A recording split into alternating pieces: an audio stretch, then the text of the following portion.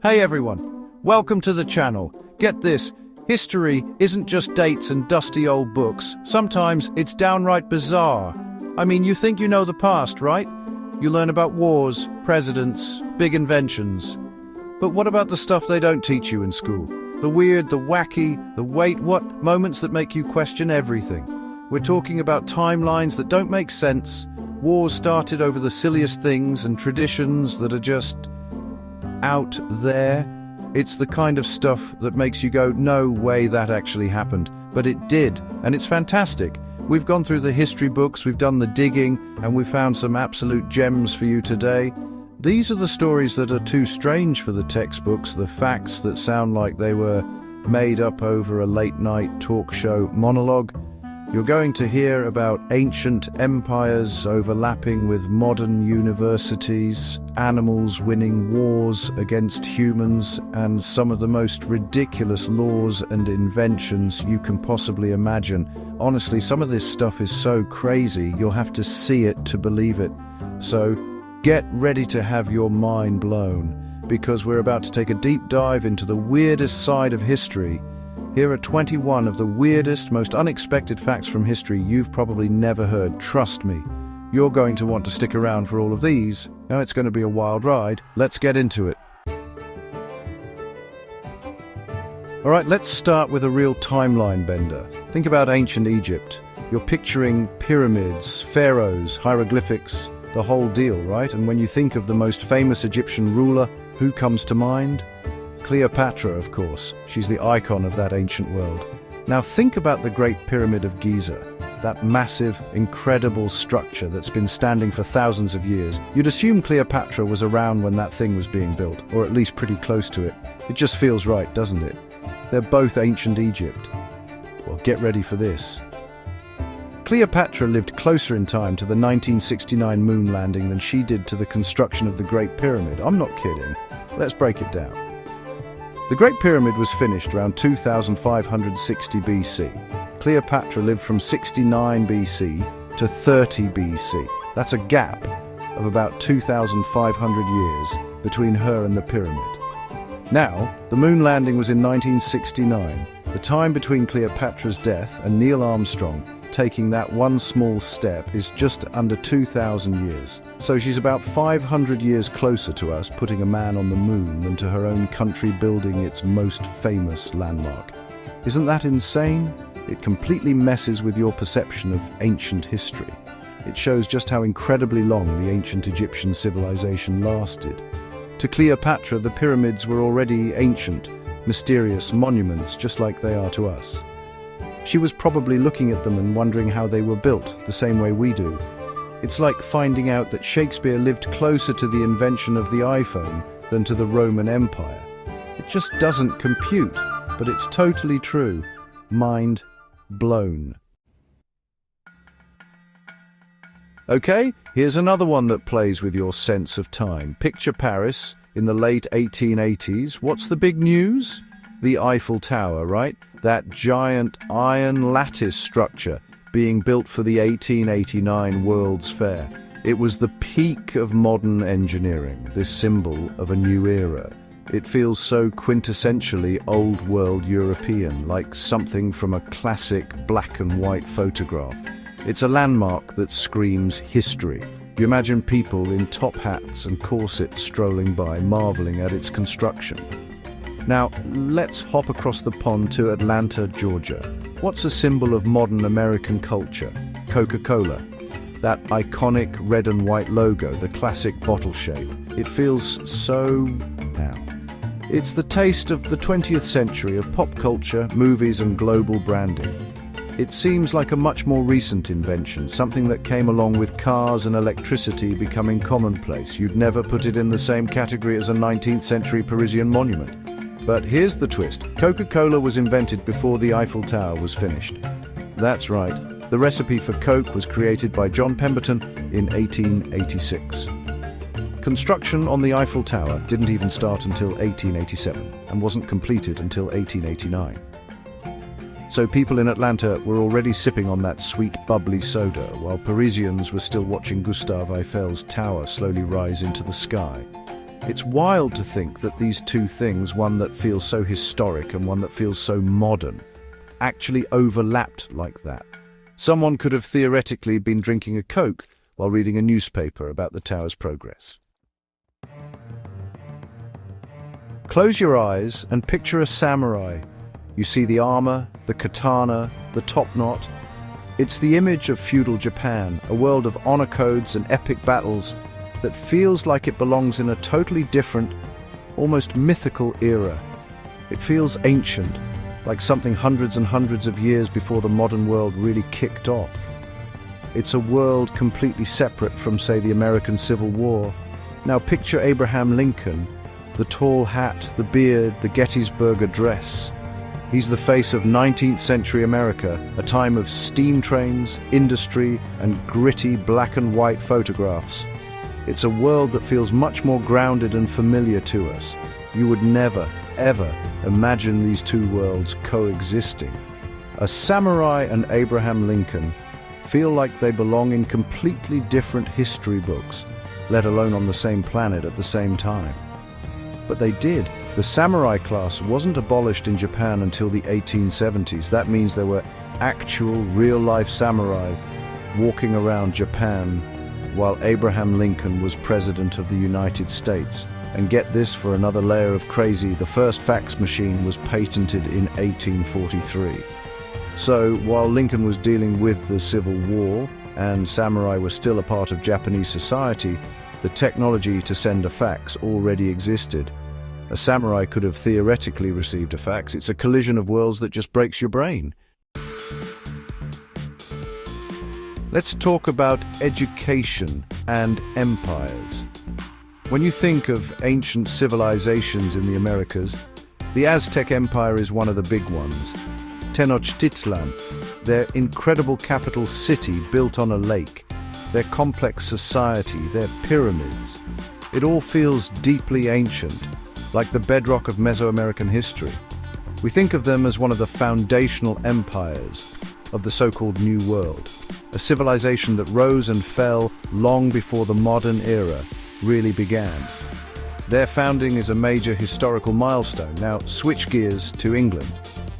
Think of the oldest, most prestigious universities in the world. Oxford University immediately comes to mind, with its Gothic architecture, centuries of tradition, and list of famous alumni. It's a pillar of Western education. It feels old for sure, but in a more, modern history kind of way. You associate it with kings and queens, the Renaissance and the Enlightenment, not necessarily with the same time period as a Mesoamerican empire. Here's the mind-bending fact. Oxford University is older than the Aztec Empire, and not just by a little bit. Teaching was happening at Oxford as early as 1096. It became a full-fledged university around 1167. The Aztec Empire, on the other hand, was founded in 1428 with the formation of the Triple Alliance. That means Oxford had been teaching students for over 200 years before the Aztec Empire even officially began. Scholars were walking the halls of Oxford, studying Aristotle and theology, while the society that would become the Aztecs was still forming. It's another one of those facts that completely rewrites your mental timeline. This one is my favorite. Seriously, this is the one that gets me every single time. When you think of a woolly mammoth, what do you picture? Ice Age, right? Cavemen, glaciers, a prehistoric world that existed tens of thousands of years ago. They are the poster child for extinct megafauna, from a time long before any human civilization as we know it. They feel like they belong in a natural history museum, in a diorama next to a saber-toothed cat. And the pyramids of Giza, as we've established, they're ancient, but they're a symbol of human civilization, of engineering, of organized society. They represent the dawn of recorded history, not prehistory. They were built by a complex society with rulers, workers, and a belief system. You would place mammoths and pyramids in two completely separate, non-overlapping eras of Earth's history. One is the domain of paleontology, the other, archaeology. Prepare to have that neat little separation shattered. Woolly mammoths were still alive when the Great Pyramid was being built. Now, I know what you're thinking, no way. But it's true. While most of the mammoth population died out around 10,000 years ago, a small, isolated population survived on Wrangel Island, off the coast of Siberia, until about 1650 BC. The Great Pyramid was completed around 2560 BC. That means for nearly 1,000 years, the pyramids stood on the sands of Egypt, while a herd of actual woolly mammoths was still roaming the earth. An ancient Egyptian could have, in theory, seen a mammoth. It's just unbelievable. Let's jump to a much more recent, but no less weird, historical overlap. Think about the year 1977. What's the first thing that comes to mind for pop culture? It has to be Star Wars, right? A New Hope premieres and it changes movies forever. Lightsabers, the Millennium Falcon, Darth Vader. It's the birth of a modern sci-fi phenomenon. It feels like the beginning of the blockbuster era, a very contemporary cultural moment. It's pure 70s nostalgia. Now think about the guillotine. That infamous machine is a symbol of the French Revolution, of the reign of terror in the 1790s. It feels medieval, barbaric, a relic from a much darker and more brutal period of history. You associate it with Marie Antoinette and public executions in a town square, something that belongs firmly in the 18th century. You would assume, quite reasonably, that this method of execution was abandoned centuries ago, relegated to the history books as a grim footnote. Well, this is where it gets incredibly strange. France's last execution by guillotine happened in 1977. The exact same year that Star Wars premiered. On September 10th, 1977, Hamida Djandoubi was executed by guillotine in Marseille. Just a few months earlier, in May, people were lining up to see Luke Skywalker and Han Solo on the big screen. It is an absolutely jarring juxtaposition.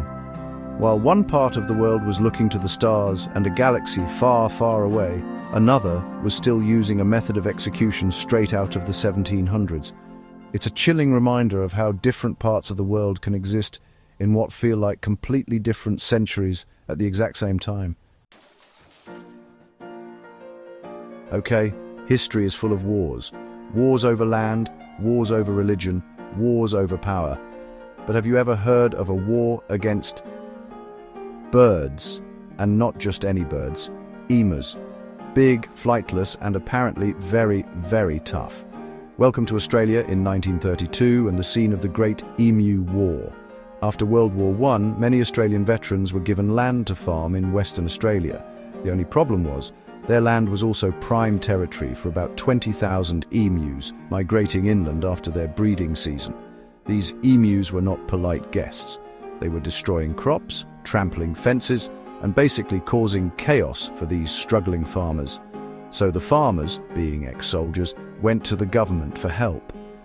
The Minister of Defence, Sir George Pearce, agreed. He dispatched a small contingent of soldiers from the Royal Australian Artillery, armed with 2 Lewis machine guns and 10,000 rounds of ammunition.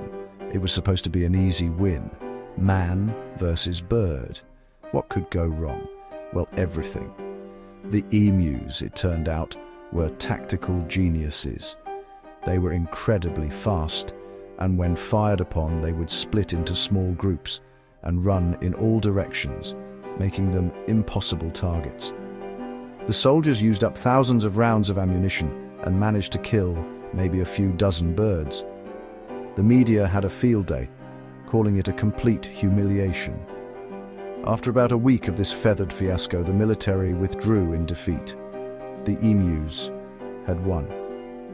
The war was a total failure, and it remains one of history's most hilarious and bizarre military operations. If you thought losing a war to emus was bad, wait until you hear about this one. This is the story of an army that managed to defeat itself without ever even seeing the enemy. It's the Battle of Caransebes in 1788. The Austrian army, a massive force of about 100,000 soldiers, was marching to fight the Ottoman Empire. They set up camp near the town of Caransebes in modern-day Romania. It was a multinational army with Austrians, Serbs, Croats, and Italians. So not everyone spoke the same language. This is important. The trouble started when a group of hussars, the cavalry scouts, went ahead to check for the Ottomans.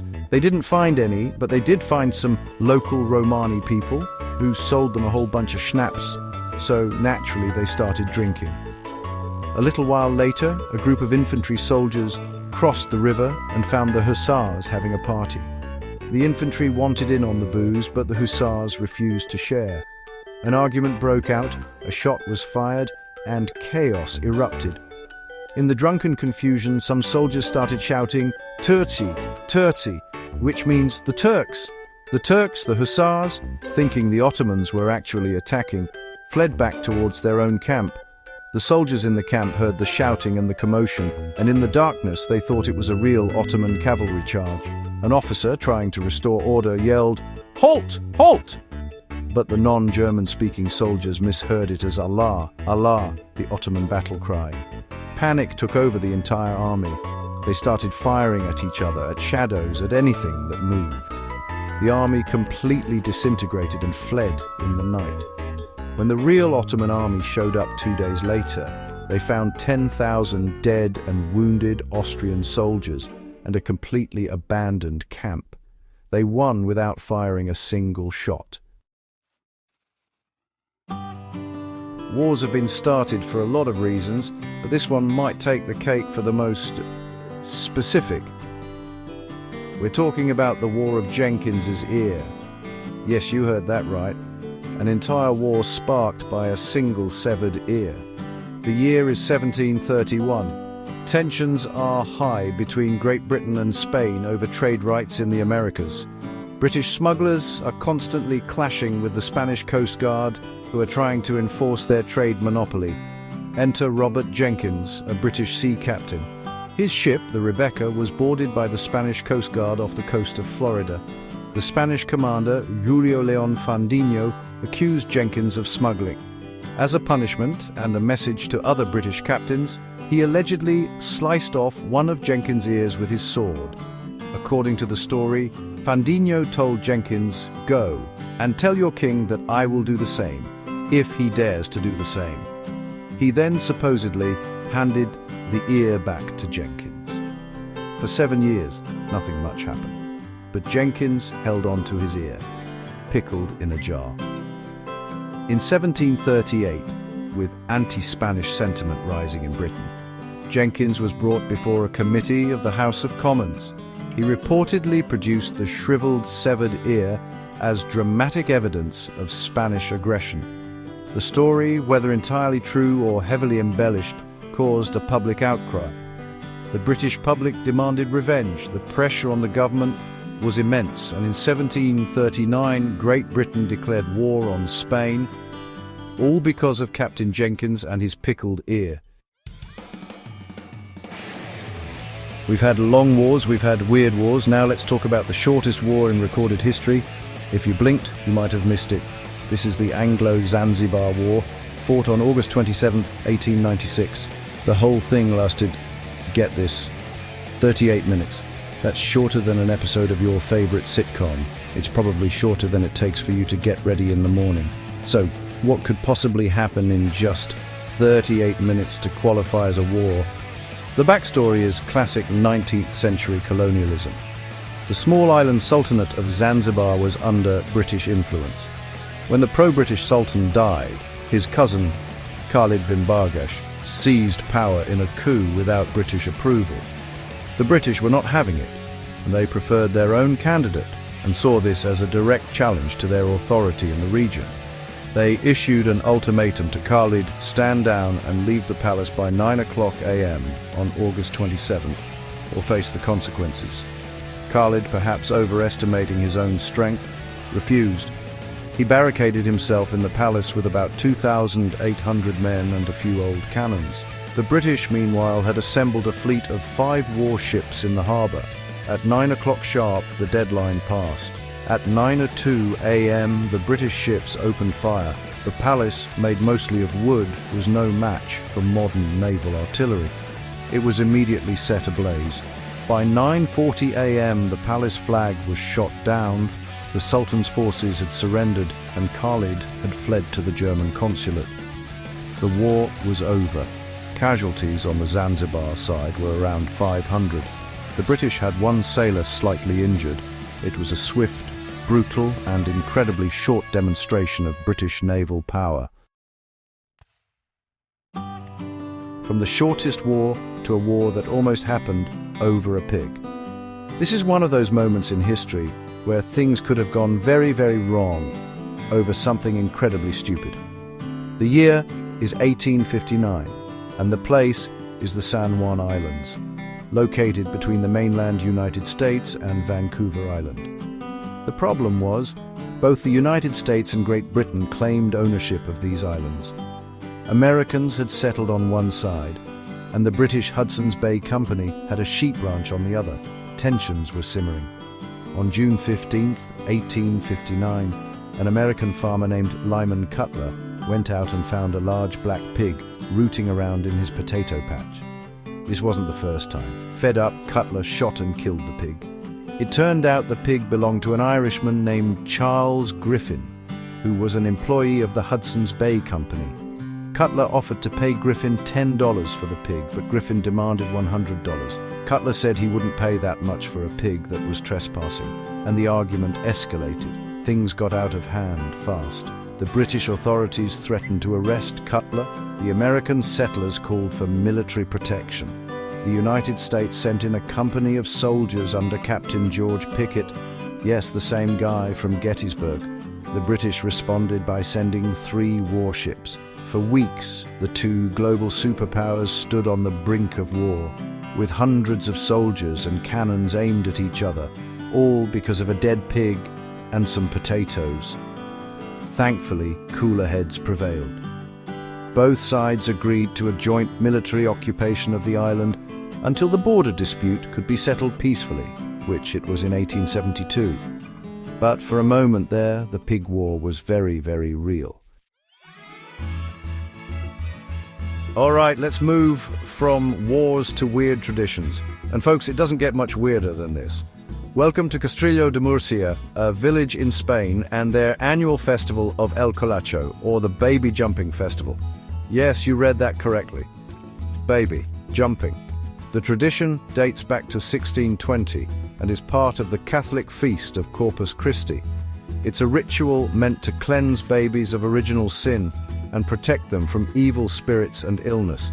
So how does it work? Well, during the festival, babies who were born in the previous year are laid down on mattresses in the street. Then, men dressed as the Colacho, the devil, in bright yellow and red suits, wielding whips and castanets, run through the town terrorizing the locals.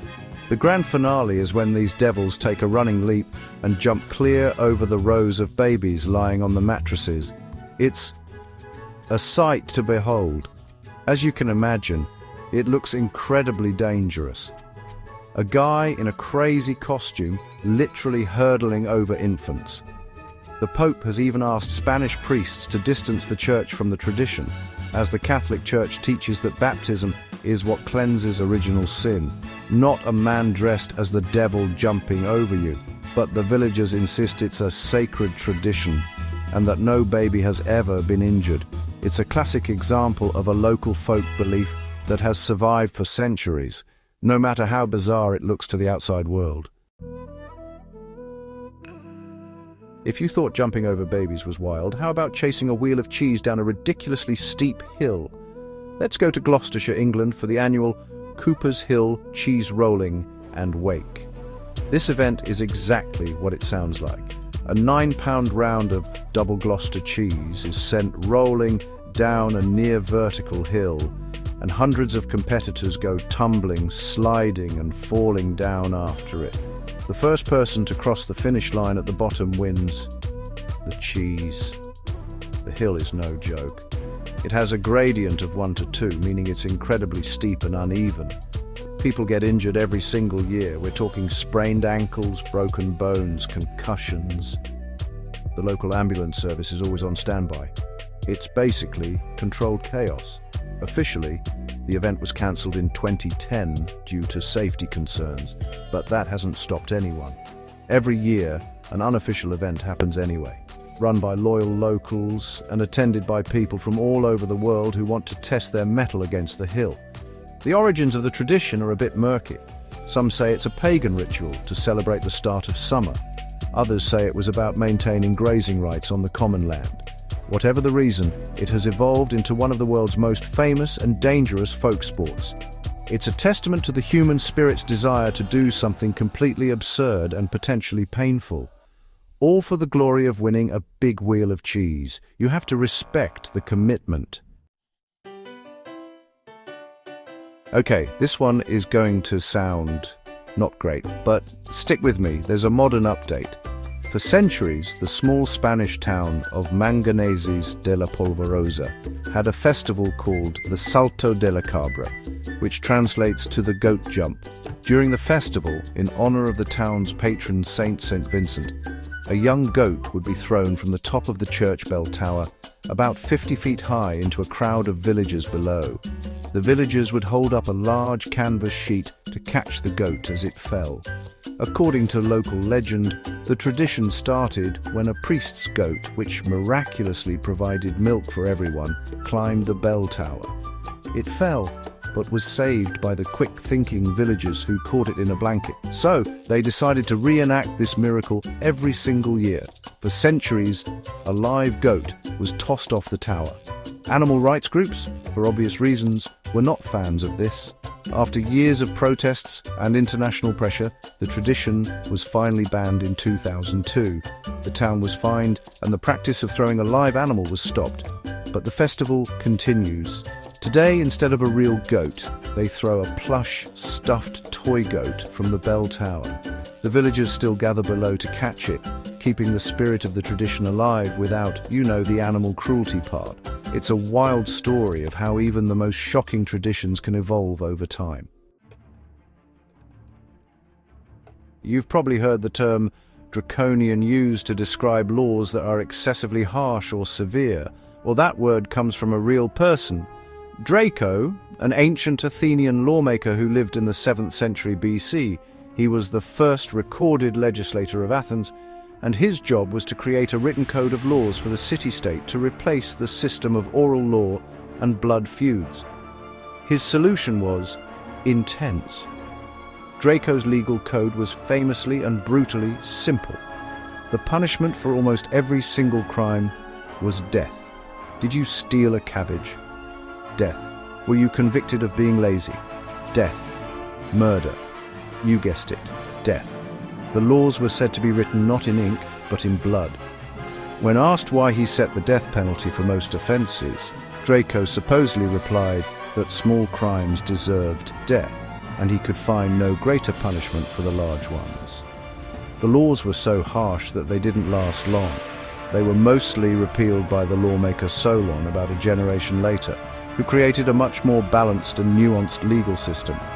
But Draco's name has lived on for over 2,500 years as a synonym for ruthless, unforgiving severity.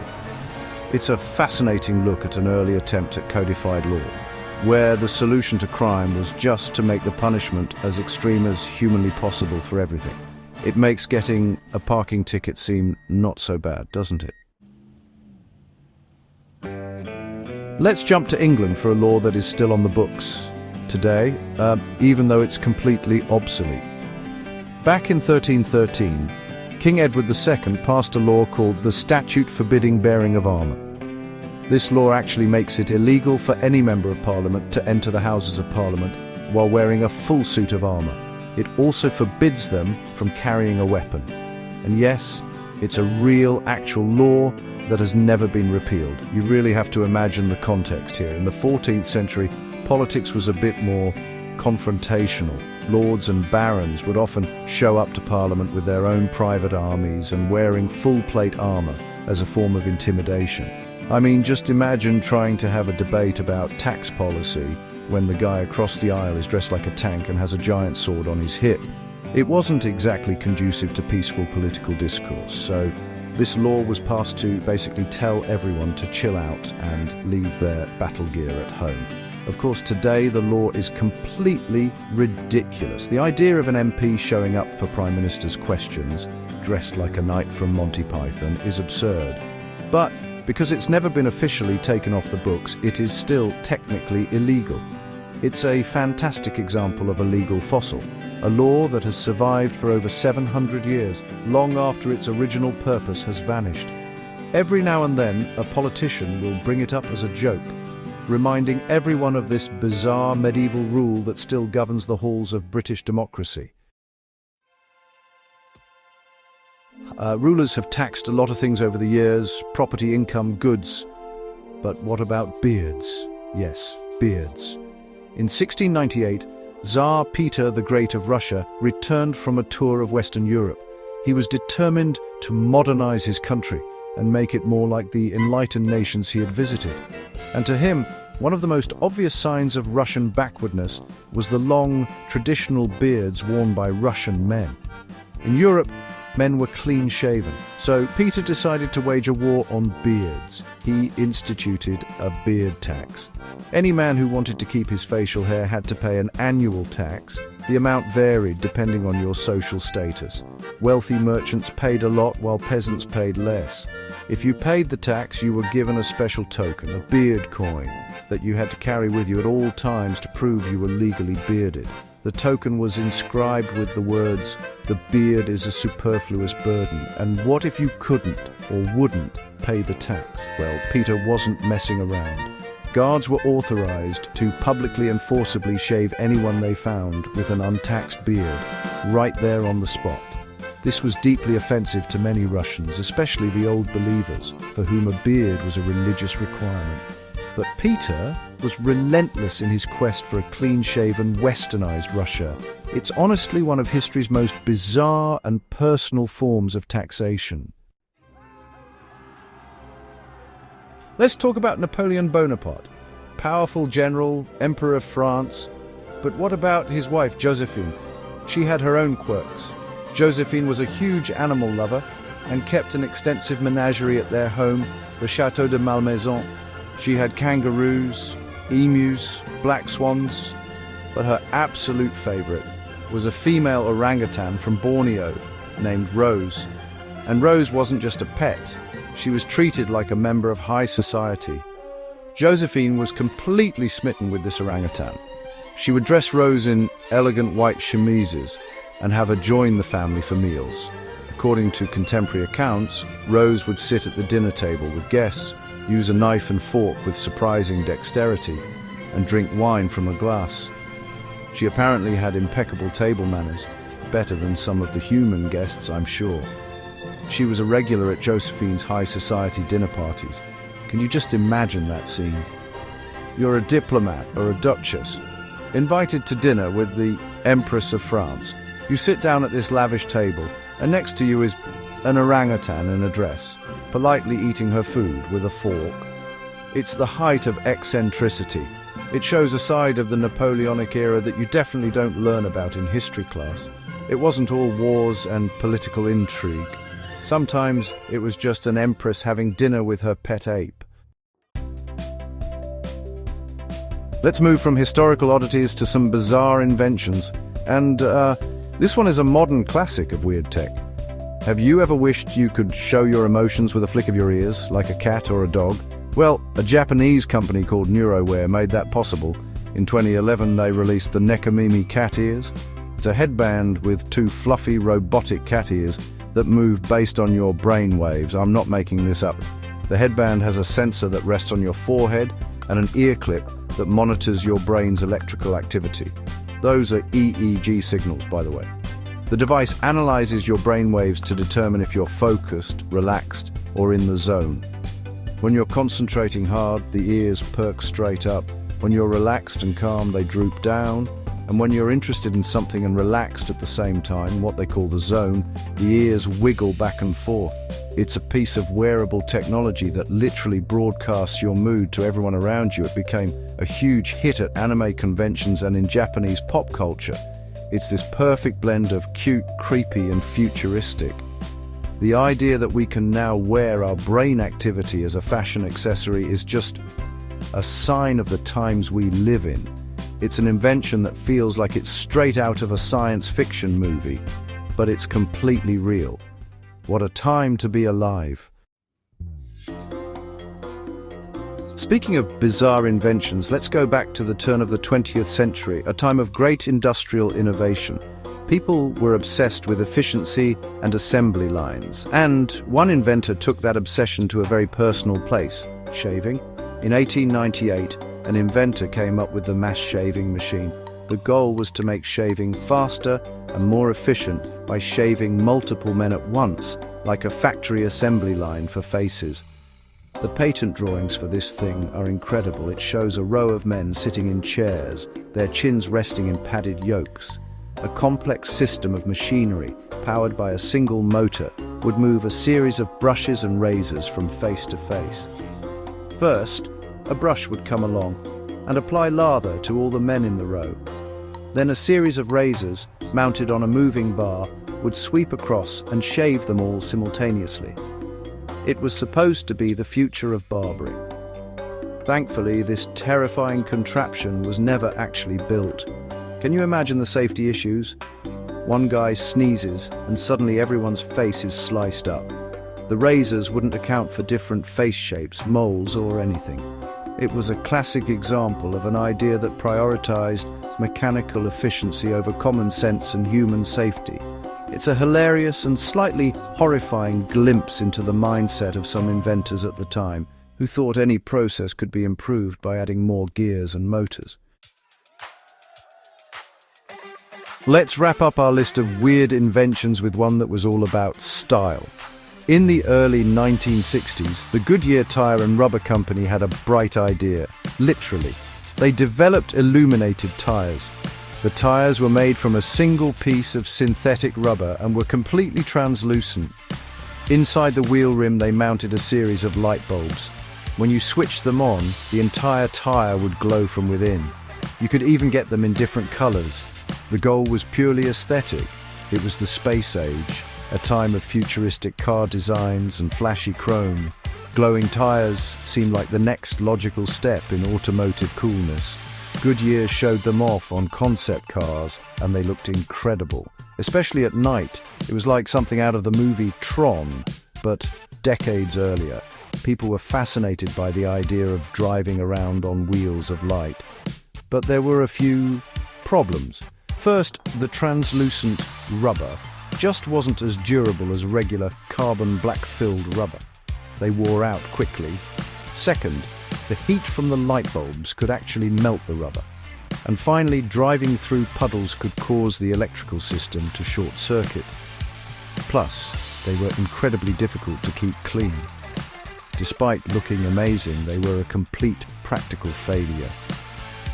Goodyear eventually abandoned the project, and illuminated tires remain a glowing footnote in the history of cool but terrible ideas. And there you have it.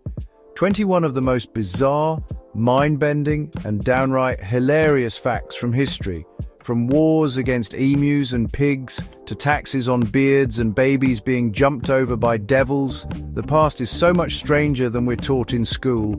It really makes you realize that human history isn't a straight, logical line of progress. It's a messy, chaotic, and often ridiculous series of events driven by people who were, well, just as weird as we are today. Timelines get twisted, inventions get weird, and sometimes a whole army defeats itself after a night of drinking. History is full of surprises, so next time you think the past is boring, remember these wild stories.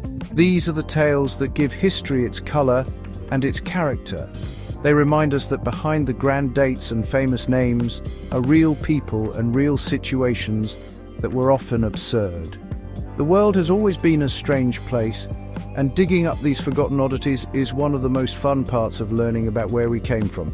It shows that truth is, and always has been, stranger than fiction.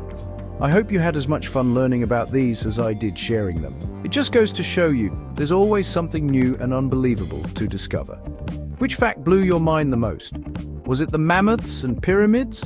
The Star Wars guillotine connection? Let us know in the comments, and don't forget to subscribe for more. We're always digging up more weird history to share with you. Thanks for watching, and we'll see you in the next one.